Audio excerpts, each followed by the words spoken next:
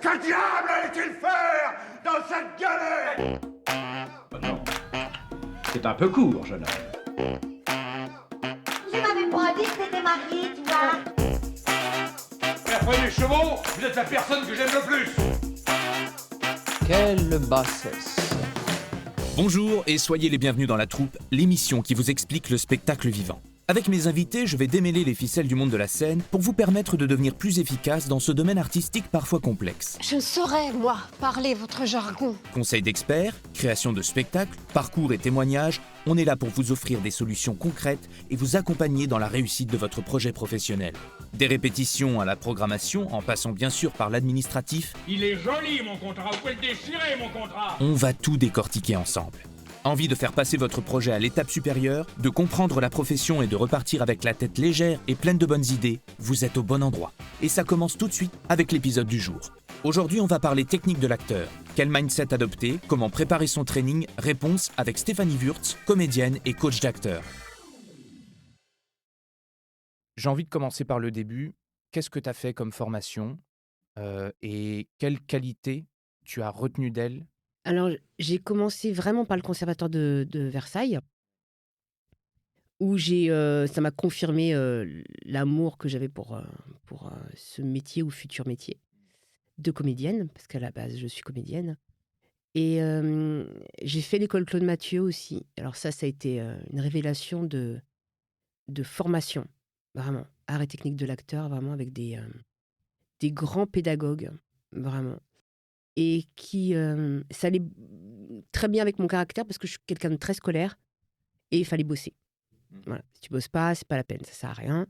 Et du coup, chaque fois, je voulais me dépasser, etc. Et vraiment, Claude Mathieu en lui-même et toute son équipe, effectivement, sont vraiment exceptionnels, quoi.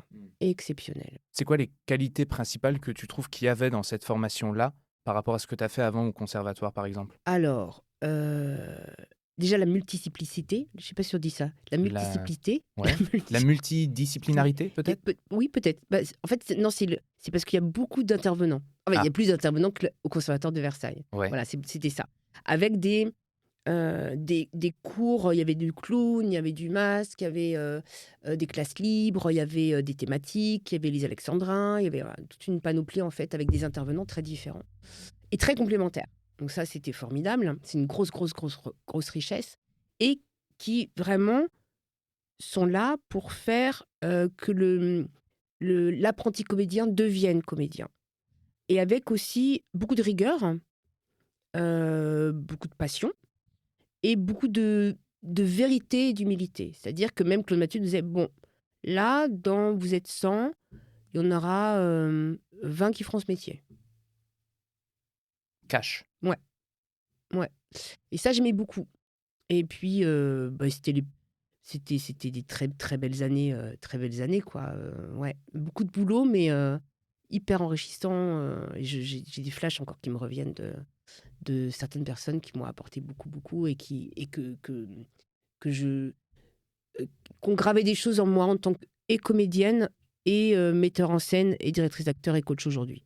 Tu pourrais nous dire, c'est qui les personnes que tu as rencontrées justement qui ont vraiment déterminé en fait la suite de ton aventure théâtrale, peut-être même en tant que personne d'ailleurs aussi?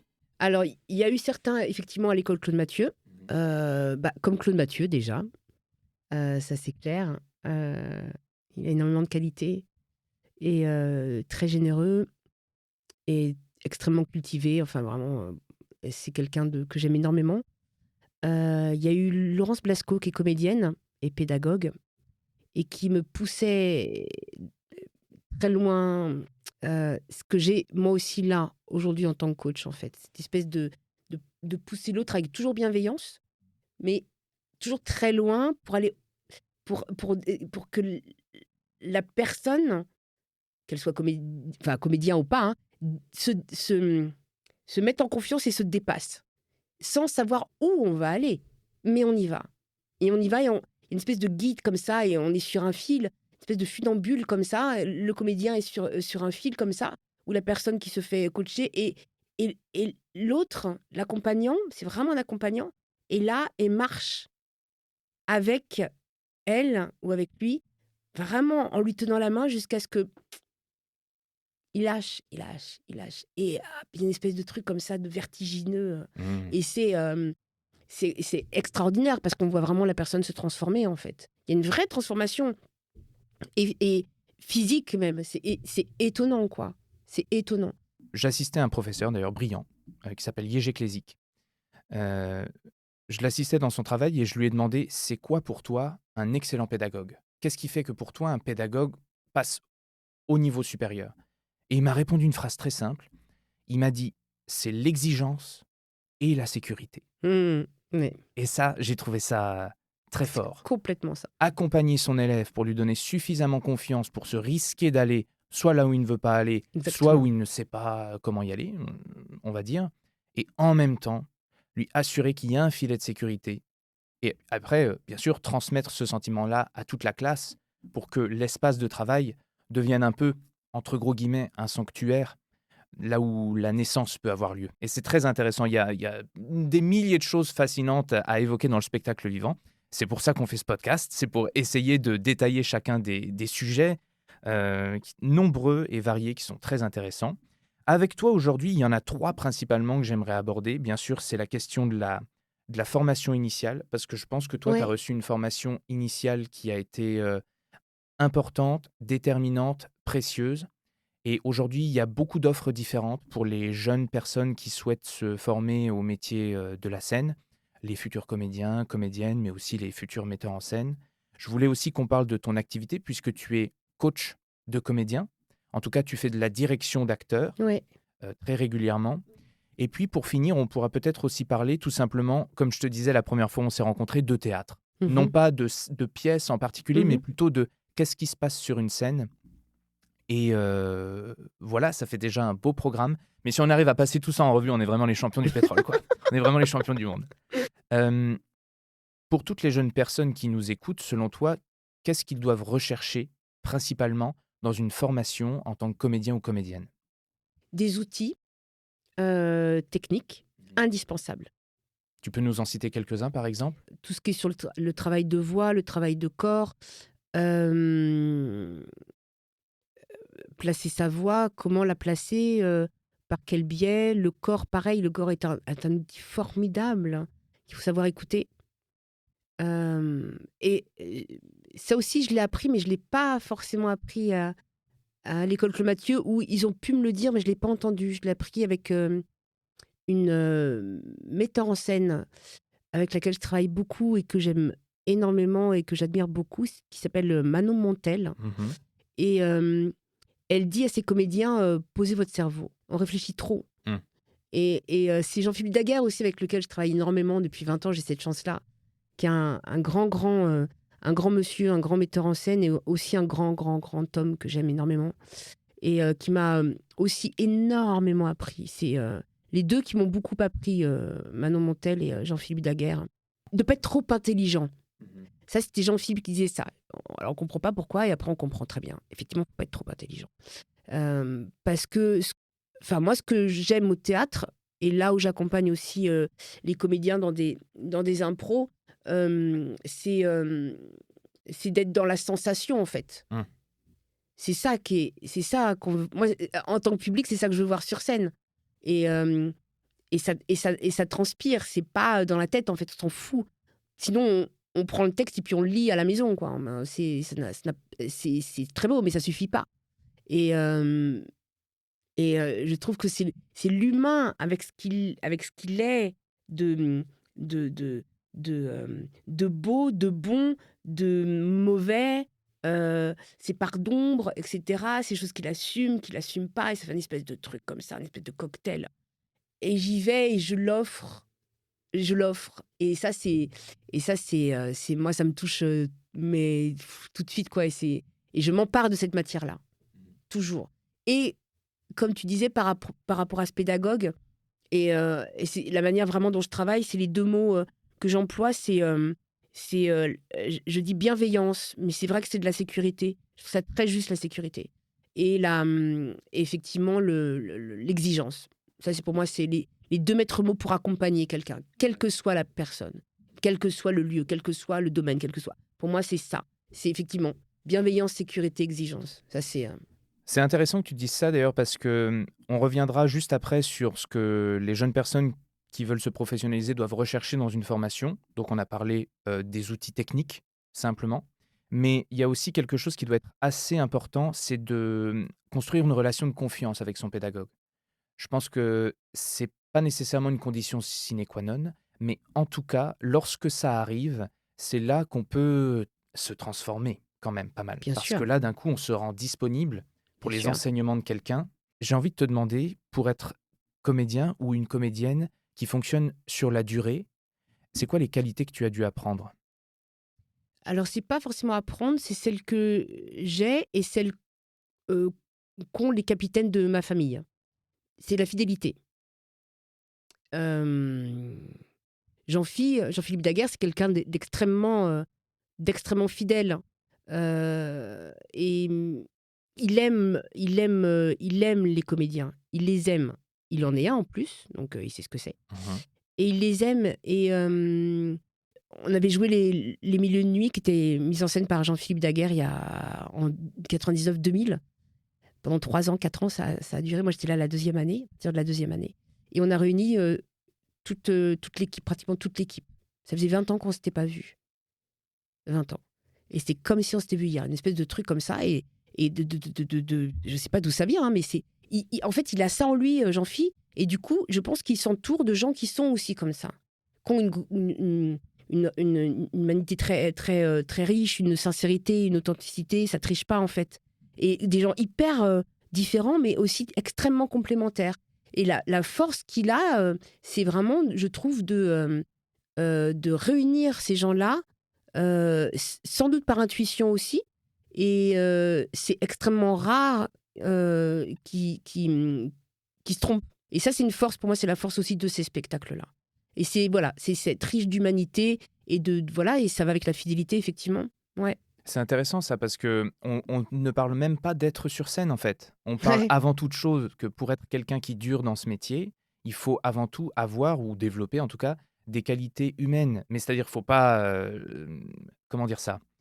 Il faut pas changer sa manière de voir les choses pour Non, plaire. non, Il faut juste réussir à se rendre compte à mon avis, à mon sens, qu'on travaille tous dans la réussite d'un objet commun absolument. et que chaque engrenage, en fait, a besoin des uns et des autres. Et donc, à partir du moment où tu fais en sorte que tous ces engrenages-là se sentent bien autour de toi, même si, bien sûr, on connaît le milieu professionnel, il y a des différends, il y a des choses à Bien régler, sûr. il y a des choses à changer par l'écoute, ou alors grâce à une coach, peut-être comme Stéphanie Wurtz un jour. Mais oui, la fidélité et les qualités humaines, c'est hyper important à Ouais. développer pour avoir une carrière qui dure. Mais pardon, du coup, je rebondis sur Je ce que t'en tu as dit prie. parce que c'est très important. Les engrenages dont tu as parlé, Mm. c'est d'être ensemble pour un objectif ou un objet commun. L'objet commun, c'est le spectacle. Et je trouve que c'est exactement ça, en fait. Et parfois, on se trompe. C'est-à-dire que ceux qui sont plus dans l'ego, des choses comme ça, parce qu'on peut, faut avoir un minimum d'ego aussi, il ne faut pas non plus, voilà. Mais je pense, c'est être au service, ensemble, d'un texte Mhm. et de ce que a choisi de dire le metteur en scène ou la metteur en scène. Ça, pour moi, c'est super important. C'est exactement ce que tu as défini. Et moi, je m'inscris complètement là-dedans. C'est parce qu'il y a ces valeurs communes extrêmement importantes qui nous lient déjà. Donc, à partir de ça, s'il y a cette base-là, a priori, ça peut perdurer. Après, chacun prend des chemins différents ou des choses comme ça dépend. Hein, ça peut. Voilà, mais moi, je ne conçois pas aujourd'hui de ne pas continuer, que ce soit avec Manon, avec Jean-Philippe ou même avec Charlotte, quoi. C'est clair. Stéphanie, Mhm. est-ce que tu crois au talent? Je crois au travail d'abord. Voilà, ça c'est clair. Au talent, oui, je pense qu'il y en a qui sont plus doués que d'autres à la base. Comme dans, j'allais dire, n'importe quel domaine, hein, que ce soit artistique ou pas artistique, hein, d'ailleurs. Hein. Mais je pense, mais le talent ne suffit absolument pas. Celui qui se repose sur son talent, c'est dommage, parce qu'il va tourner en rond, en fait. Il risque de pas évoluer. Il va être formidable, mais il va pas être formidable assez longtemps. Et il pourrait être monstrueux, en fait. C'est ça que je cherche, c'est des monstres au théâtre. C'est ça. J'ai envie de croire que, bien sûr, il y a des destins qui sont prédéterminés Mm. par des expériences passées, etc. mais que le travail, et c'est indéniable tout au long de sa vie de comédien ou comédienne, en fait, va faire que tu restes au fait de qui tu es, de qu'est-ce que tu produis et de comment tu dois faire. Parce qu'en fonction des metteurs en scène, il y a aussi ça. On va dire un jour noir, blanc. Le même metteur en scène, d'ailleurs, pour la même scène, Ouais. 2 minutes après, Oui. va te dire ah, finalement, on va aller dans cette Mais direction, oui, qui est tout l'opposé. mais oui, À toi d'avoir à ce moment-là les outils dont on parlait exactement, et d'espérer avoir eu une formation suffisamment qualitative pour avoir ces outils-là, absolument, pour pouvoir switcher. absolument. D'où l'importance d'avoir vu peut-être aussi beaucoup de choses, comme tu le disais, beaucoup d'intervenants, Ouais. beaucoup de thématiques différentes. Ah oui, Le clown, la danse, ah oui, le masque. oui. Donc c'est bien Oui. aussi de chercher une formation qui propose plusieurs disciplines. C'est hyper important Mhm. et complète. Et c'est pour ça que je parle d'outils. L'impro, moi, ça a été quelque chose que je ne connaissais pas et j'en ai fait un outil propre avec ce que je suis, mais aussi avec le développement personnel, du coup, parce que je travaille beaucoup depuis 5-6 ans sur le développement personnel. Et c'est vrai que, du coup, je ne suis plus la même qu'il y a... mais comme tout le monde, hein, comme tout le monde, on évolue. C'est pour ça que quand tu parles de formation, on se forme toujours en comédien. On se forme toujours, en fait, jusqu'à ce qu'on quitte la scène. C'est ça qui est, et c'est ça qui est formidable. C'est très important aussi, du coup, d'avoir cette humilité-là, parce qu'il y en a qui ne se remettent pas en question. C'est très important de se remettre aussi en question. Et de dire, si le metteur en scène dit ça, c'est que, bon, bah, je pense que je lui ai accordé ma confiance. Donc, je lui accorde ma confiance jusqu'au bout. Ça ne veut pas dire de dire oui, hein, c'est pas ça. Hein. Et si on n'est pas d'accord, on n'est pas d'accord. Et on peut avoir un échange. Et c'est très enrichissant. Mais, en tout cas, moi, je fais partie des personnes, déjà, comme je te disais, assez scolaires. Et à partir du moment où je donne ma confiance, je la donne complètement. Voilà. Je la donne pas forcément à n'importe qui, loin de là. Mais quand je sens la personne, j'y vais. Et c'est comme ça qu'on va loin aussi. Parce qu'on a cette confiance-là. Et on se sent justement sécure. Tu vois, tu parlais de sécurité tout à l'heure. Donc ça, c'est formidable. Donc tu as la confiance, tu as la bienveillance, tu as la sécure. Et tu as les outils. Bon, bah, voilà quoi, c'est formidable. C'est que c'est une bonne formation, il faut y aller. Ouais. Qui ne se trouve pas forcément, d'ailleurs on le dit, c'est important, qu'à Paris. Tu as fait beaucoup de direction d'acteurs et donc aujourd'hui tu es coach, on peut le dire, dans la troupe de Jean-Philippe Daguerre et de Charlotte Matzneff. Est-ce que tu coaches aussi en dehors de ces deux sphères-là, c'est-à-dire auprès de personnes particulières? Oui, mais j'ai étendu mon réseau en fait à des personnes qui n'étaient pas comédiens. Parce que ce que j'ai remarqué, c'est que je pars, même quand je parle à mes amis en fait, c'est plus fort que moi. C'est-à-dire que c'est venu de là aussi. Je suis quelqu'un d'extrêmement, pour le coup, pour bien me connaître, je suis extrêmement solaire et j'ai un peu tendance à croire au Père Noël. C'est-à-dire que pour moi, tout est possible. Hein. Ça, c'est mon moteur depuis de très, très nombreuses années. Et c'est ça qui m'a permis d'aller là où j'avais envie d'être, en fait, à chaque fois. Ou dans mes rêves, j'ai eu des rêves comme ça, je les ai réalisés parce que, pour moi, le tout est possible, en fait. Après, il faut se donner les moyens, mais tout est possible. Et c'est d'être aussi connecté à soi-même et à ce qui nous entoure pour prendre les cadeaux de la vie comme ça. Parce que pour moi, la vie, elle nous offre des cadeaux. Il faut savoir les prendre. Il faut savoir être à l'écoute de ça. C'est pour ça que je parle aussi beaucoup d'intuition. Pour choper ça et se dire, OK, c'est là où je navigue aussi. C'est là où je dois être, en fait. Ma place, elle est là et je me sens bien là parce que c'est moi. Et c'est valable pour tout le monde, en fait. On a tous besoin d'être en confiance. C'est amener la confiance. La confiance, tout le monde peut l'avoir. Après, on la tait ou on l'éveille. Et après, il faut la cultiver. Et puis, paf. Et puis, il y a des gens qui sont sur d'eux comme ça, mais des gens qui sont à 400% sur d'eux, je me dis, il y a quelque chose qui ne va pas. Donc, c'est amener cette confiance-là et que ce trésor-là soit cultivé par la personne. C'est actif aussi chez la personne. Hein. Ce n'est pas moi qui donne les... Voilà.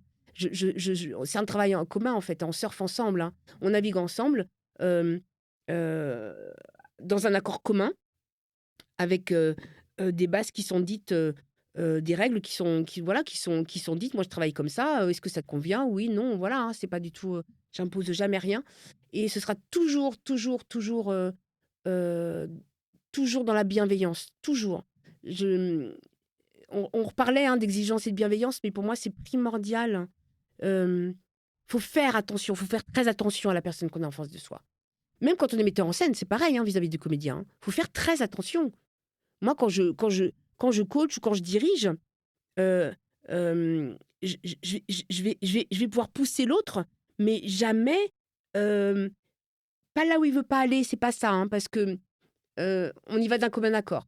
Et souvent, je dis, mais vas-y, j'amène à ce que la personne soit, comme je disais, sur un fil comme ça, et puis après que ça, qui plonge, en fait. Une espèce de lâcher prise comme ça. On parle beaucoup de lâcher prise en développement personnel. Et le comédien, on sent les comédiens où il y a une résistance. C'est cette résistance-là qu'il faut, essayer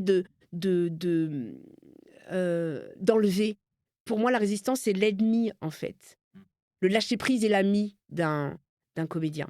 Ça donne, du coup, au comédien ou à n'importe quel être humain de la confiance. Et sans doute qu'il va aller chercher quelque chose en lui qu'il pourra mettre en avant, qu'il n'aurait peut-être pas mis en avant si jamais on lui avait pas dit oui, c'est formidable, c'est ça, oui, c'est ça, c'est ta spécificité, ça c'est ton atout, ça c'est ta force, vas-y, ça c'est ta faiblesse, tu vas en faire une force, on s'en fout. Donc moi je tire toujours vers le haut en fait, toujours. Oui, dans sa globalité, tu cherches Ah pas à ouais. cacher des choses, tu Non. cherches juste à révéler la personne, quoi. Ouais. Mhm. Et chacun a des trésors en soi, mais par l'éducation, par la société, par tout ça, par les traumas, où on oublie, on voit même plus ça, ou etc., où la personne ne la voit même plus. Et, mais je ne suis pas magicienne, hein, c'est l'autre qui le trouve. Hein. Encore une fois, c'est un travail commun, hein, c'est pas du tout... Tu voilà. lui donnes les clés pour aller chercher ça, en fait. Ouais, et les clés, on les a souvent ensemble, au final. La personne ne se rend pas compte, mais je dis, mais ça vient de toi. Hein. Presque, moi, j'ai rien fait. Hein. J'apporte forcément quelque chose, je dis pas, hein, mais c'est la personne qui sait. Et après, elle me dit, ah oui, c'est vrai que... Voilà. Donc, c'est juste... Les mots sont très importants. C'est pour ça que je reviens à la parole. La parole, elle est très impactante. Elle peut être délétère, elle peut être destructrice, elle peut au contraire complètement hyper constructive, donc attention à ce qu'on dit. C'est pareil pour les pédagogues ou pour les metteurs en scène. Il faut faire attention à ce qu'on dit. On a en face de nous un être humain qui est en fragilité aussi. Parce que par définition, en étant disponible, il se met un peu, enfin, il Mais oui. s'offre, quoi. Il se met un peu à Mais nu, oui. et donc là, Mais oui. comment dire, tout est exposé, tout est ouvert. Mais Donc bien il va sûr. recevoir à vraiment, pour le coup, à 100% tout le texte et le sous-texte. Parce que Bien tu dis, sûr. ça peut être délétère, ça peut être Bien profitable, sûr. avec la même phrase, en fait, et avec Mais la oui. manière dont tu le dis. Mais oui. Enfin voilà, Mais oui. on appelle ça souvent le sous-texte Ouais. au théâtre. Il y a Ouais. beaucoup de choses qui peuvent être dites. Donc, attention à la parole, Ouais. à ce qu'on exprime, à la manière dont on l'exprime. Ouais. Et attention au pouvoir. Hein. Attention, je trouve, au pouvoir de certains. Alors moi, j'ai jamais été confrontée à ça. Je travaille qu'avec des gens extrêmement bienveillants, donc il n'y a pas du tout ça dans ma vie. Mais après, c'est ce qu'on a pu me relater aussi. Hein. Il y a des gens qui sont extrêmement destructeurs, des gens qui ont le pouvoir, qui le savent. Et il faut faire très, très attention aussi à ça, parce que encore une fois, on peut être vulnérable. Comment, en fait, tu es passée de ton métier de comédienne à faire du coaching? Eh ben, en fait, c'est d'abord la mise en scène qui est venue à moi, sans doute parce que déjà à l'école Claude Mathieu, j'étais ce qu'on appelle le troisième œil. Enfin, voilà. Par exemple, il y a deux comédiens qui travaillent une scène, et nous, on va être la référente de direction, en fait. On donne l'avis, ou on donne on va diriger un petit peu, en fait. Voilà. Et donc déjà, j'étais là-dedans. Avec Jean-Philippe Daguerre, c'est vrai qu'il y a eu... Comme ça fait depuis 2000 que je travaille avec lui, c'est vrai que et que j'adore son travail. Du coup, j'étais très... quand il disait des choses, je disais, ah, c'est marrant, j'avais envie de le dire. Ou alors, parfois, je disais, je peux dire quelque chose, Jean-Philippe? Voilà, des choses comme ça. Et du coup, ça m'a amené aussi à ça. En fait, c'est la mise en scène qui est venue à moi. C'est vraiment la direction d'acteur qui est venue à moi. C'est pas moi qui étais la chercher. Ça a été un peu une évidence, et au fur et à mesure, j'ai construit ça. Pour quel genre de problématique on vient de voir, par exemple? Ça peut être... pour les comédiens, c'est par exemple passer une audition. Ouais. Passer un casting, passer une audition. Pour que justement, ça peut être sur une séance, ou 2, ou 3. Là, je coach une comédienne et, pour une audition. Et ça se fait sur 4-5 séances. Voilà. Elle a 3 mois pour préparer. Et du coup, elle s'est dit, OK, moi, j'investis là-dedans. J'investis mon temps et l'argent là-dedans, parce que pour moi, c'est très important. pour qu'elle elle se sente, c'est-à-dire que le travail après, pendant 3 mois, effectivement, ça descend aussi dans le corps et ça, c'est génial d'avoir ce temps-là. Hem, et pour aussi arriver en confiance, en se disant, en se mobilisant, en disant: «OK, je suis armée. Je suis armée et je peux être disponible à». Et pour moi, c'est ça l'important chez l'humain. C'est se rendre disponible. Et on est disponible si on est en confiance. Et je trouve que chez le comédien, c'est très important d'être disponible. Parfois, on est fermé, on est angoissé aussi, on est tout ça, on manque de confiance, on se dit: «Est-ce que c'est ça?» machin. Et du coup, dès qu'on arrive, en étant dans cette espèce de lâcher prise, en se disant: «De toute façon, j'ai fait mon max, je ne peux pas faire plus». Enfin, on peut toujours faire plus, c'est pas ça, hein, mais et du coup, c'est là où je pense que le comédien doit être, armé, en tout cas un minimum, pour passer, un casting, une audition, il y a les trainings aussi, qui peuvent être faits aussi en fonction de, je sais pas, quelqu'un qui veut travailler sur, je dis pas n'importe quoi, la cruauté ou, quelque chose, il veut pas trop aller là-dedans, il ose pas trop, il a un peu peur, donc c'est d'aller là-dedans, donc voilà, après ça se décline, quoi. Ça se décline en fonction de ce que souhaite, la personne. Puis après, peut être complètement une seule séance, c'est souvent d'ailleurs le cas, hein. Mais c'est pas des, c'est du bien-être, c'est pas, du soin, quoi. C'est du bien-être pour se sentir bien avec soi-même, pour se connecter à soi-même, pour pouvoir faire les choses qu'on a envie de faire après. Ça, c'est très important pour moi. Parce qu'on peut pas passer à côté de sa vie, on n'a pas le droit. La vie, elle est précieuse. La vie, c'est un cadeau. On peut pas le piétiner. Dire: «Ah mais ouais, mais j'ai pas fait ce que je voulais». Non, non, tu pas fait ce que tu voulais parce que tu avais peur. Parce que tu te sentais en danger, parce qu'avec ton passif, machin, il y a ça, et cetera. Il faut que la personne débroussaille tout ça et qu'après, je trouve que le coaching, mais j'allais dire, mais presque tout le monde pourrait passer par là, mais même en une séance, sans rien du tout. Parfois, c'est un déclic et bim, et la personne, ça y est, elle s'éveille parce qu'elle a rencontré la bonne personne et que du coup, bah, ça match ou ça match pas. Mais en tout cas, je trouve que la confiance en soi, elle est hyper, hyper, hyper importante, surtout dans le monde dans lequel on vit. Voilà. La vie est un cadeau, on n'a pas le droit de passer à côté. Il y a plein de choses qui font, comme tu l'as très bien dit, dans notre passif ou dans notre environnement, qui font qu'on est freiné. Et donc, si j'ai bien compris, lorsque tu rencontres quelqu'un pour le coacher, tu vas commencer surtout à débroussailler tout ça. Tu vas essayer de retirer le plus d'entraves possible. Tu fais en sorte que la personne soit disponible, en confiance, et qu'en fait, le travail ait déjà été fait en amont. Et donc, qu'est-ce qui se produit? Quand elle arrive sur scène, elle est libre, en fait. Ouais. Et si elle est libre, elle est spontanée, elle est créative, Ouais. elle est à nu presque, dans le bon sens du terme. Oui. C'est-à-dire que le public peut rentrer à l'intérieur Ouais. et du coup vivre ce que la personne est en train de vivre. Et c'est ça Ouais. qui est hyper précieux. Ouais. On parle du coup d'essayer de changer son état pour aller vers quelque chose qui nous convient mieux. Qu'est-ce que tu conseillerais de faire à quelqu'un qui se sent mal par rapport à une pédagogie, un pédagogue ou une situation purement scolaire par rapport aux arts dramatiques? Est-ce qu'il vaut mieux se faire violence et se dire: «Il y a quelque chose à récupérer là», ou est-ce qu'il vaut mieux se dire: «Vraiment, je me sens trop mal, je crois qu'il faut que je change de crèmerie»? Ouais, c'est une bonne question. Alors moi, je t'aurais dit spontanément, on change, que la personne change. Il faut savoir pourquoi, c'est pour ça qu'il faut se connaître, en fait. Il faut que la clé, elle est en soi, hein.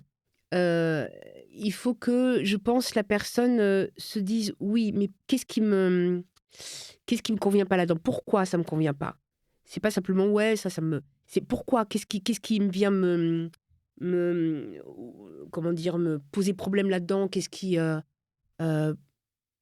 c'est se questionner là-dessus. Si effectivement, on sent que ça matche pas, c'est pas ce que j'attends ou des choses comme ça, ou ça me parle pas, bouger. Mais je trouve très, très intéressant, et d'ailleurs je pense que ça me fascine depuis longtemps, le fait que tout ce dont on parle là, on n'est même pas encore monté sur la scène. C'est-à-dire que moi, par exemple, j'ai toute une liste de questions pour toi par rapport au théâtre, justement, par rapport à une scène de théâtre, les enjeux, les objectifs, le personnage, etc. Il y a un champ immense. Mais c'est un peu comme... j'ai une drôle de métaphore, mais c'est un peu comme être à la plage et pas avoir mis son maillot de bain. Frérot, si tu veux aller nager, d'abord mets-toi en condition. Ensuite, tu vas te poser la question comment surfer. C'est avant tout un travail de personnalité pour se rendre disponible à l'exercice de la scène. Avec toi, si je comprends bien, Une séance de coaching, ça se passe comme ça. C'est surtout l'humain que tu as en face de Ouais. toi. Tu vas chercher à le connaître, le comprendre, et en fonction de ce que tu vois, de ce que tu entends, de ce que tu ressens aussi, tu vas choisir des outils pour essayer d'amener cette personne-là à être le plus disponible possible. Alors, Comment se passe une séance de coaching type avec, avec toi? avec un comédien ou avec une personne lambda? Enfin, Partons du principe que c'est un comédien ou une comédienne qui entend ce podcast et qui se dit « Ah, j'ai toujours eu envie d'essayer, mais je ne sais pas à quoi m'attendre. la personne qui va venir, si c'est pour pour une préparation d'audition, moi, je vais pas lui demander de me donner son texte avant. Je m'en fous. Parce que le texte, pour moi, est un prétexte. Ce que je veux voir, c'est justement, c'est la personne, quelle est la matière là-dedans. Voilà. Et après, je vais d'abord faire un travail justement de connexion à elle-même. C'est-à-dire que je vais l'amener à scanner son corps, à voir où enfin, qu'elle se... Pareil, c'est de la méditation hein, à la base, hein, mais de se centrer. De se centrer et de faire que son corps puisse lui aussi, du coup, se rendre disponible. Et je l'amène toujours vers quelque chose de... J'emploie ce mot toujours titan. Parce que pour moi, quel que soit le personnage, le comédien doit être grand, en fait. Voilà. C'est une base. Après, si le personnage est petit, c'est autre chose. Mais c'est pour ça que j'emploie le mot titan, pour être un peu dans les extrêmes. Et pour amener le comédien que j'ai en face de moi à quelque chose, ouais, où il va pouvoir aller n'importe où, en fait, par cette grandeur-là, cette densité, en fait. J'essaie toujours d'amener vers quelque chose de grand, de dense, quelque chose comme ça. Et un espèce comme je disais tout à l'heure, d'avoir les pieds sur terre, quoi, d'être enraciné, en fait. Pour moi, c'est très important. Je prends beaucoup la métaphore de l'arbre avec la sève, les racines, la sève qui vont vraiment dans la terre-mère, tout, vraiment un truc très, très, très ancré. Parce qu'un comédien doit être ancré. Voilà. Et en même temps de tirer vers le ciel pour avoir cette grandeur, cette densité-là. Et après, on va arriver seulement à la parole. Mais il faut ce terrain-là avant d'abord. C'est pas le texte, le texte, mais d'accord, mais encore une fois, c'est un prétexte. Donc, il y a quelqu'un qui m'a beaucoup influencé aussi, qui est une grande coach, qui est Patricia Sterlin. J'ai fait des stages avec elle. Elle est extraordinaire. Et elle met toujours, en fait, le texte derrière. Elle veut voir la personne d'abord. Donc c'est pas le texte en avant. Et elle donne plein d'outils. Elle est vraiment formidable. Elle coach vraiment les grands. En plus, elle va sur les plateaux de tournage, etc. Et je suis ses pas un petit peu, mais elle est formidable parce que c'est pareil. Elle sait très très très très bien de quoi elle parle et elle sait très très bien parler aux comédiens. Et c'est vrai qu'on en ressort, elle est formidable. Et elle m'a vraiment beaucoup apporté. Ça, c'est une grosse influence aussi. Quelles sont les compétences que je peux développer ou les outils auxquels je peux faire appel dans mon quotidien ou même dans une espèce de phase de training que je voudrais répéter régulièrement pour être sûr d'aller au moins dans la bonne direction? On ne parle pas de trouver une vérité. On parle juste de se rendre plus disponible de base pour toute remarque, séance de travail, etc. Et c'est là où j'allais dire, il y a autant de techniques qu'il y a de personnes. J'allais Oui. dire presque ça, en fait, parce que aujourd'hui, moi, je vais passer par la méditation, la visualisation, etc., parce que ça a porté ses fruits et que c'est ça qui m'a amené à réaliser mes rêves. Mais il y en a d'autres, ça va être... j'ai une amie qui est danseuse, chorégraphe et comédienne, et elle va passer par de nouveau des stages de danse, elle va passer par le corps, elle va passer par les trainings du corps, elle va passer par... Donc, et puis, il y en a qui vont faire la diction, qui vont faire des exercices de diction, c'est très important aussi. Les danseurs et les musiciens, ils ont cette exigence intrinsèque à leur métier. Ils ne peuvent pas faire autrement. Nous, on ne devrait pas pouvoir faire autrement non plus. Mais on peut faire autrement, mais pas longtemps, à mon avis. Parce que, justement, mais cette rigueur-là, elle est compliquée pour le comédien, hein, de travailler régulièrement, de travailler tous les jours, C'est voilà, alors on se forme sur des stages, il y en a qui bouffent des stages et c'est génial, je trouve ça formidable. Mais je pense qu'il y a un travail aussi quotidien à faire. Il y en a qui passent par le corps, ouais, qui font de la gym tous les jours, qui travaillent leur corps tous les jours. La lecture à voix haute, peut-être. Ouais, sans doute, tout à fait, bien sûr. La Ça, c'est mise très de- bien. la lecture de pièces aussi, ne serait-ce que pour Bien sûr, comprendre les différentes cas de figure qu'il peut y bien avoir. sûr. D'aller au théâtre aussi, beaucoup. Bien Il y en a sûr, qui ouais. le font, ça aussi. Ça, c'est à la fois une source de réflexion, mais c'est aussi juste profondément inspirant. Bien sûr, Et on complètement. ressort avec des idées, Ouais. des points sur lesquels on n'est pas d'accord, Ouais. et Et des sensations. des sensations, Et ça, ouais. je reviens beaucoup là-dessus aussi. Ouais, une envie de créativité, Ouais. enfin, c'est précieux. Ouais. Donc, si on pouvait lister quelques outils rapidement pour quelqu'un qui voudrait travailler de chez lui, pour se dire, vas-y, je me prépare un training, tu ferais de la méditation. Mm. Ça, pour la vie, en général, c'est très bien. Pour la vie en général, mais C'est ça très touche intéressant. pas tout le monde. Il y a beaucoup de gens qui sont réfractaires et je peux très bien comprendre. Ouais. Parce que moi, il y a 6 ans, j'étais réfractaire, hein, je comprenais pas. Hein. Donc, je m'y suis mise avec Christophe André. Puis après, au fur et à mesure, j'ai chopé moi, mais sur Internet, hein, même. Hein, Bien sûr, ah oui, oui. d'aller là-dedans. Et, cette voix, elle me parle. Ah, il y a un truc. Ah, et bim. Et je me mettais ça pendant 2 heures, 3 heures. Voilà. Mais c'est très. Encore une fois, moi, ça me parle, mais il y en a plein qui ça parlera pas. Ils vont choper un autre outil. Ils vont, comme je te disais, tu vois, ils vont travailler sur le corps. Ouais.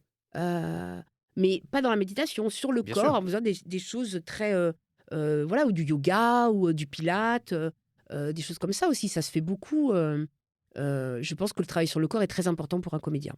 Et le travail sur la voix, effectivement. Donc, de faire des lectures à voix haute, carrément. Pourquoi pas d'apprendre des textes aussi, Travailler la mémoire, bien sûr. puis avoir un monologue dispo Mais oui, c'est ça. à Parce que, sortir. mais au cas où. exactement, ça me paraît très important. Et ou une scène, voire l'idéal, je trouve, hein, spontanément, je dirais ça, c'est une scène et un monologue. Et dans deux registres différents aussi. Je dis souvent ça aussi aux comédiens, je leur dis, mais le travail, c'est bon, il est là maintenant. Rêve dessus. Tu t'endors avec, c'est tout. Le travail, il va se faire. Et l'inconscient fait les choses. Mais pareil pour le travail de mémoire, d'ailleurs. Hein. Absolument, c'est exactement là où j'allais Et oui, t'amener. et ben Mm. c'est ça. Mm. Parce que travailler un texte, moi, je me souviens très bien de m'endormir sur un texte, en fait. M'endormir. Enfin, c'est-à-dire, je restais jusqu'à temps que je m'endorme. Et le lendemain matin, ça marche bien, d'ailleurs. Comme par magie, c'est fou, hein. C'est Alors, incroyable. ce qui se passe, c'est que tu fais une séance de travail où tu travailles ton texte du feu de Dieu. Ouais. T'es le boss final parce que d'un coup, les 3 pages, tu les as enquilles en une seule journée. Mm. Tu dis, allez, je me les refais une petite fois avant de dormir. Impossible de remettre le doigt dessus. Tu te réveilles le lendemain matin. Première chose que tu te fais après avoir éteint ton réveil, tu te dis le texte, il est là. Ouais. Et toi-même, tu es surpris. Tu dis, Ah ouais. je n'ai même pas eu à réfléchir à cette phrase qui pourtant est venue. Donc oui, effectivement, Tout il à fait. faut laisser l'inconscient Ouais. agir aussi. Mais pour laisser l'inconscient agir, parfois, il faut avoir conscience des choses en amont. De la même Ouais. manière qu'on doit travailler son texte en premier lieu, on doit aussi se dire, je décide de faire attention à des signaux de ce que j'aime, de ce que je n'aime pas. C'est pour ça qu'il faut s'écouter. C'est pour ça qu'il faut se connaître et s'écouter pour voir ce qui nous correspond le mieux, Mm. je pense. Et pour savoir ce qui nous correspond le mieux, il faut s'écouter et aussi aller vers. Ouais. Il faut être curieux. Ouais. Il faut tester des choses, Absolument. tester des scènes qui nous semblent. Alors là, je reste dans un domaine qui est purement de l'ordre du théâtre ou du Mhm. spectacle vivant, mais il faut Mhm. tester des scènes. Il faut aller vers des auteurs et des styles d'écriture sur lesquels on n'est pas très à l'aise, Ouais. juste pour se confronter. Oui, prendre des risques aussi. Ouais, prendre des risques. Mm. On a donc rencontré Didier la dernière fois au Théâtre du Ranelagh, Didier Lafaille. qu'on salue d'ailleurs s'il nous Mm. écoute. On a parlé de se rendre disponible. Quel état d'esprit il faut aborder quand on se dit d'accord, je vais me faire coacher par quelqu'un ou mettre en scène par quelqu'un? On a parlé tout à l'heure du fait de vouloir bien faire. Est-ce que c'est nécessairement par là qu'il faut commencer? Je ne suis pas sûr. Ouais. Parce qu'il y a un sujet qui est très intéressant, surtout dans notre domaine, c'est l'ambition. Il faut avoir de l'ambition pour réussir dans ce métier, et il faut avoir aussi de la persévérance. Mais notre ambition peut se traduire de manière parfois contre-productive sur scène. Je pense à quelqu'un qui voudrait en faire trop, par exemple, qui voudrait être trop bon, trop Mhm. brillant. Je parle même pas de choses mal intentionnées pour Oui, oui. récupérer la lumière. Bien Je sûr. parle juste de se dire, j'adore ce metteur en scène, j'adore cette pédagogue, j'adore mes camarades, j'adore ce public, j'ai envie d'être bon pour eux. Est-ce que véritablement, c'est là qu'il faut se positionner? Peut-être que dans la phase de travail, il faut se positionner là, mais une fois que tu es sur scène, la question c'est comment jouer ce qu'il y a à jouer et pas aller au-delà. Ou alors, si peut-être aller au-delà, c'est peut-être intéressant, mais au moins au Ouais. début, savoir ne jouer que ce qu'il y a à jouer. Alors, c'est en étant, je pense aussi, au service du spectacle. Donc là, faut dire à l'ego un peu je pense, de se taire. Et en même temps, c'est compliqué, hein. C'est compliqué. Là, je pense à un comédien que j'aime beaucoup, qui est un très très grand comédien, qui a joué aussi d'ailleurs dans une pièce de Jean-Philippe Daguerre, dans Adieu Monsieur Hoffmann, qui a été un bijou. Il a d'ailleurs, Jean-Philippe a été modélisé pour ça. Bien sûr. Et c'est Franck Desmet, qui est aussi le directeur du Théâtre de la Huchette. Et c'est un comédien qui est extraordinaire parce qu'il est complètement sur un fil. Il est.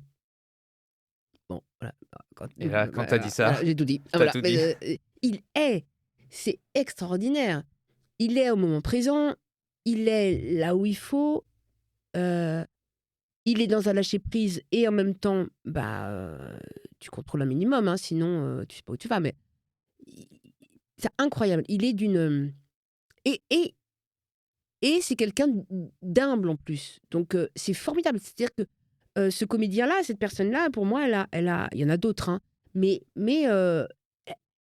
elle a tout parce que elle est exactement au bon endroit. Et puis on peut complètement s'identifier à lui, quel que soit le personnage, parce qu'on se dit, mais c'est vraiment... en fait, il vit là, tout de suite, là, maintenant. On est témoin de sa vie, là, à l'instant T, de ce mec-là. C'est incroyable. Et c'est ça la magie du théâtre.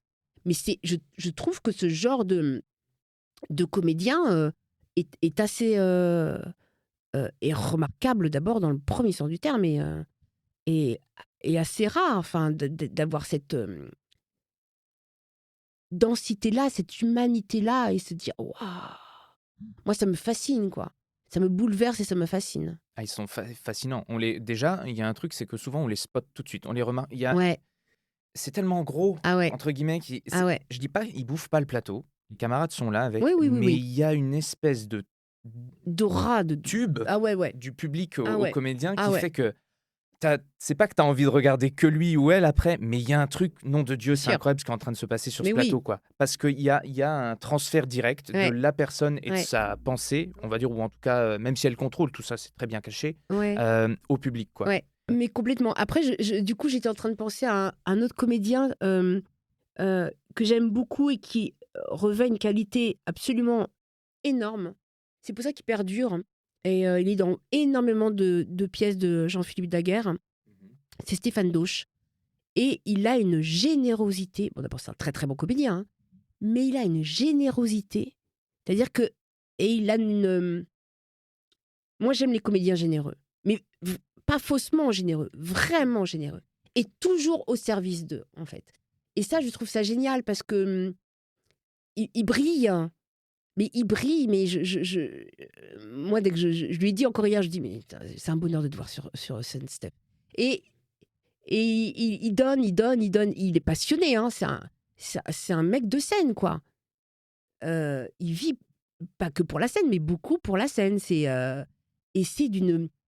Il donne comme ça, mais il donne sans compter, quoi. Et ça, c'est très, très beau. Et il donne pas pour lui, en fait. Il donne, quoi. Et d'ailleurs, c'est un mec qui donne beaucoup aussi dans la vie, quoi. C'est quelqu'un que j'aime énormément aussi et que j'admire beaucoup. Et c'est pareil, il a cette fidélité, que ce soit envers Jean-Philippe Daguerre ou Charlotte Matzneff, parce qu'il travaille beaucoup avec ces deux personnes. Et c'est il aborde le personnage avec beaucoup de quelque chose d'assez brut et très généreux, ouais. Si tu le veux bien, on va rentrer dans une conversation qui est un peu plus technique, on va dire, du côté de ce qui se passe sur une scène. Spontanément, ta vision, qu'est-ce que tu dirais qui se passe sur une scène de théâtre? Il se passe... alors peut-être que je vais être trop abstraite, hein, tu vas me dire. Il se passe de la confiance, de l'amour, là aussi de la générosité. Sa vie, en fait, c'est de la vie pour moi. Et c'est plus, je trouve, en dirigeant les comédiens que j'ai ressenti ça qu'en tant que comédienne. Je prends l'exemple là de Manon Montel et qui travaille avec des comédiens qui vont très loin, qui s'épargnent pas. Ça, c'est quelque chose que je leur dis aussi beaucoup dans les impros que je fais avec eux, dans chacun des spectacles. C'est que chacun, eux, individuellement, déjà, vivent quelque chose de très fort. Je les emmène à vivre quelque chose de très fort. Euh, et d'être au plus proche, en fait, euh, d'eux, et en même temps de se dépasser avec ce personnage, avec cette thématique, avec ce texte. Et du coup, après, je les fais se rencontrer. Et là, ça devient... c'est indicible, hein, mais c'est un temps suspendu, en fait. Il n'y a plus rien qui existe. Mais on nous verrait répéter, on ferait, mais qu'est-ce qu'ils font voilà. C'est un peu... mais c'est un concentré de vie pour moi. C'est en ça que ça fait le moment suspendu. C'est un concentré de vie dans des choses où moi, je leur dis souvent... c'est comme ça que j'intitule mes coachings, mais c'est sort ta carte, quoi. Le sort ta carte, c'est vraiment... vas-y, quoi. Dégaine, prends ce que tu as et amène ta matière. C'est une transformation physique, réellement physique. C'est incroyable. C'est incroyable. C'est après ils sont lessivés d'ailleurs, ils sont fatigués, hein, parce que ça dure, hein, mais ça dure 1 heure, hein, parfois les impros.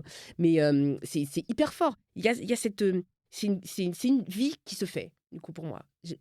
Vraiment, j'emploie le mot vie dans ce qu'il y a de plus beau, hein, dans ce qu'il y a de plus riche, dans ce qu'il y a de plus... Et c'est comme ça que ça se transmet au public, pour moi. Oui. C'est parce que c'est une vie qu'on est en train de vivre à l'instant T et en communion avec le public. Et ça, c'est extrêmement fort. C'est pour ça qu'il y a des pleurs, pour ça qu'il y a des larmes, c'est pour ça qu'il y a des éclats de rire. C'est de la vie. C'est de la matière brute qu'on vit ensemble. C'est fou. Situation, enjeu, objectif, dialogue, corps, voix, lumière, décor, accessoires. Parmi cette liste-là, ou ce qui te vient spontanément à l'esprit, par exemple, c'est quoi pour toi les 3 points, on va dire, les plus importants? Là, on a beaucoup parlé d'être dans la perspective d'un comédien, mais cette fois-ci pour une scène en elle-même, lorsqu'il y a un échange. Tu peux me reciter les... En fait, si tu veux, pour moi, je les ai mis un peu dans un ordre d'importance. Situation, enjeu, objectif. Ensuite, le dialogue, le corps et la voix. Pour finir, lumière, décor et accessoires. Enjeu, voix, corps. Enjeu. Jean-Philippe nous le répète beaucoup, ça. Et il a tellement raison. Tellement raison. Charlotte aussi, Manon, pareil. Ils ont aussi ça en commun, mais les enjeux, effectivement, on n'y pense parfois pas assez, où on se perd, hein. On peut se perdre sans enjeu. C'est-à-dire que tout à coup, dès qu'on remet les enjeux, du coup, ça mène le comédien à être aussi là où il faut et que du coup, sa parole a un vrai poids. Parce que sinon, c'est un peu anecdotique. On dit souvent ça, c'est anecdotique. C'est vrai. Les enjeux, c'est primordial, hein. Et parfois, on les oublie trop. Donc, le metteur en scène revient pour dire alors, vous n'avez pas perdu ça, etc. Ah oui, et ça, c'est très, très important. Le corps, si on met mute, on va filmer, ou on met mute, on dit voilà, on n'écoute pas, on n'entend pas. On voit que le corps, ça raconte tellement de choses. Donc, s'il est inerte, c'est qu'il y a une raison. C'est que ça veut dire quelque chose de très fort. Mais il reste pas inerte pendant 1h30. En tout cas, ça vit, quoi. Les cellules, ça vit, ça. C'est pour ça que je parle de sensation. Pour moi, la sensation, on doit la ressentir. C'est pas seulement de l'émotion, ça va plus loin. C'est de la sensation. Et que c'est toutes les cellules du corps qui s'expriment là-dedans. Chez Stéphane Dauch, d'ailleurs, c'est un comédien qui transpire énormément parce qu'il est dans le corps, mais il est incroyable. Hein. Il est incroyable. Ouais. On est d'accord. On est absolument On est d'accord. Et ça, c'est génial. Et la voix aussi, c'est pareil. La voix est très importante. La voix est très importante. Un comédien qui va être un peu faible sur la voix ou qui va pas aller dans ses dans sa voix, eh ben, ça va être un peu petit, quoi. Le travail de voix et le travail de corps sont indispensables. Oui, je suis d'accord et je trouve ça un peu dommage. Après, c'est un avis qui est tout personnel, mais Mhm. d'ailleurs, c'est même pas tant un avis. C'est un constat qui est purement technique. C'est que il y a des mises en scène où on microte les comédiens et parfois, j'ai envie de dire, c'est normal parce que telle ou telle chose. Malheureusement, je trouve que sur scène aujourd'hui, on a perdu, dans un souci de réalisme, de la puissance vocale. C'est-à-dire que c'est, à mon sens, ça qui permet que le public, où qu'il se trouve, reçoit, comme s'il avait un zoom, une lunette, ce qui est en train de se passer sur scène. Sinon, qu'est-ce qui se passe? On n'entend pas, on ne perçoit pas ce qui a été dit, ou pire, on sort. Quand Ouais. on sort d'une intrigue, quand on sort de la scène, parce que un ou une comédienne est en dessous techniquement, attention, hein, je ne suis pas en train de dire que manque de travail ou etc. Oui, Il y a bien sûr, 1000 raisons, hein. bien Mais sûr. je veux dire, c'est vrai que c'est un élément indispensable. Et il y a des voix qui passent dans des théâtres et le comédien, pour le public, c'est facile de l'entendre, tu vois. C'est Mhm. facile de rentrer dans ce qui est en train de se jouer parce que il donne tout. Et par exemple, Stéphane Dauch est un très bon exemple. Dans sa Mhm. générosité, il a aussi Ouais. une générosité vocale Ah ouais. qui fait que, Et corporel, ouais. ouais, Et voilà, physique, ouais. que tout, que Complètement. tout, que tout passe comme Ah s'il ouais. était zoomé, quoi. Ouais, ouais, C'est ça c'est l'avantage incroyable. du théâtre. C'est ça qui est plaisant aussi Ouais. sur scène. Ouais. C'est de pouvoir se dire, j'y vais à fond. Là où dans Ouais. la vie de tous les jours, j'ai 1500 signaux différents qui me disent, fais-en moins. Donc on l'a dit, les enjeux. Ouais. Ça, c'est un bon travail à faire chez soi aussi, je pense. Prendre une pièce au pif, ouvrir des scènes et essayer le plus rapidement possible, ou alors en ayant peut-être lu quand même la pièce en amont, c'est mieux pour comprendre le contexte, qui est Ouais. encore autre chose. Essayer de déterminer rapidement l'enjeu. Bien sûr, il y a tout le contexte, bien sûr. Il y a tout le contexte. Il y a un outil important qui se travaille aussi, mais qu'on a tous, hein, c'est de la cultiver, c'est l'imaginaire. L'imaginaire, c'est ça aussi qui va rendre quelque chose d'unique, parce que c'est notre imaginaire à nous. Et oui, Et ça, c'est formidable. Et ça, c'est aussi très fort. Et ça, on peut toujours travailler, en fait. C'est-à-dire que tous les jours, on peut travailler les comédiens. C'est ce que je suis en train de me dire. Quel que soit, effectivement, on peut travailler les choses extrêmement basiques qui sont extrêmement importantes, Mm. comme la voix, le corps.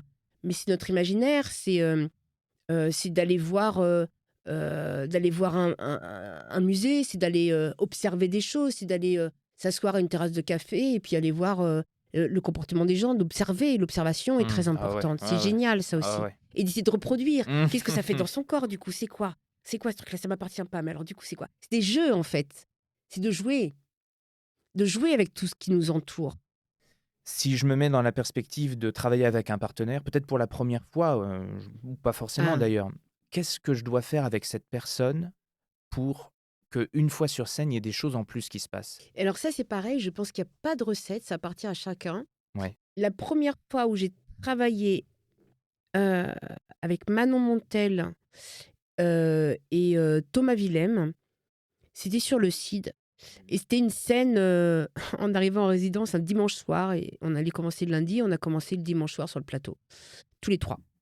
Trop envie de monter sur Ah scène. ouais. Puis il y avait un truc, je sais pas, c'est fait comme ça. Et puis voilà. Donc du coup, voilà. Ils se connaissaient pas, hein. C'était une scène assez chaude. Vraiment, c'était chaud au niveau de l'amour, au niveau de tout ça, quoi. Vraiment, ils se connaissaient pas. Et on a fait on a fait une impro où j'étais avec eux sur scène, j'étais comme ça avec eux. Et ils se sont trouvés. Et depuis ce temps-là, ça fait peut-être maintenant 8 ans, je pense, ils jouent ensemble tout le temps. Mm. Et c'est un couple, mais c'est un couple, c'est comme... et souvent on leur demande, mais vous êtes un couple dans la vie? Pas du tout, hein, pas du tout. Mais il y a une espèce d'alchimie comme ça, et ça s'est fait, mais tout de suite en fait. Ils se connaissaient pas. Ça dépend du contexte, ça dépend de ce qui se... d'où on est, enfin je sais pas. Je pense que ça dépend beaucoup. Et en coulisses, par exemple, quand ça se joue, je sais que elle avait monté Les Misérables, Manon Montel, et elle se connectait avec celle qui jouait sa fille, du coup, de coulisses en coulisses, parfois, où elles n'étaient pas sur scène, mais elles se regardaient juste, elles se regardaient comme ça. Elles étaient hyper connectées, les deux, c'était très très beau à voir. Et voilà, où en coulisses, il se passe des choses où ils vont se mettre dans, où se regarder, ils vont faire des choses ensemble, ou juste pour rester connectés, ou pour démarrer une scène ensemble, ou pour. C'est très variable en fonction des comédiens. Dernière question, Stéphanie. Si tu avais un conseil à donner à quelqu'un qui se prépare à passer une audition ou un casting, spontanément, par rapport à l'état d'esprit et tout ce qu'on s'est dit, tu lui dirais quoi? Alors j'allais dire, c'est facile, mais de ne pas être volontaire, de ne pas en faire trop, comme tu disais tout à l'heure, et d'avoir cette confiance, cette assurance en étant disponible. C'est pour ça que je travaille beaucoup là-dessus, parce que c'est une question de respiration aussi, c'est une question de, s- de se dire, j'ai travaillé, je ne suis pas allée comme ça, les mains dans les poches. J'ai travaillé en amont, j'ai assez travaillé, et je suis prêt. Et je suis prêt aussi à répondre. Si j'ai présenté ce personnage comme ça et que le metteur en scène ou le directeur de casting me dit, bah non, en fait, c'est bien, mais essaye comme ça, je dois être capable de faire essaye comme ça, et tout de suite, et maintenant. D'où l'importance de la disponibilité et d'être armé pour pouvoir naviguer à droite, à gauche, de manière spontanée, parce que c'est très important ce qu'on va montrer spontanément aux comédiens, aux metteurs en scène ou aux directeurs de casting. Euh, mais c'est aussi très important, et c'est ça qui va faire la différence, que le comédien réponde aux attentes. Et ça se trouve, ce sera complètement à l'inverse, complètement différent. Et c'est pas grave. Mais si quelqu'un reste sur son truc, on va faire, bah, c'est super ce qu'il a fait, mais il va pas dans ce que je lui demande, en fait. Il n'a pas cette mobilité-là. C'est très important, d'être mobile, hein, d'être souple, d'aller, ok, j'ai compris. C'est ça que je comprends, c'est bien. Ouais, ok, j'y vais, très bien. C'est pour ça qu'il faut être très open. Et très ouvert et avec un sourire intérieur, j'allais dire, quelque part Hmm. comme ça. Il y a un sourire intérieur qui se forme, dit, ok, alors, qu'est-ce qu'on fait? Je suis prêt. Merci beaucoup, Stéphanie. Merci à toi.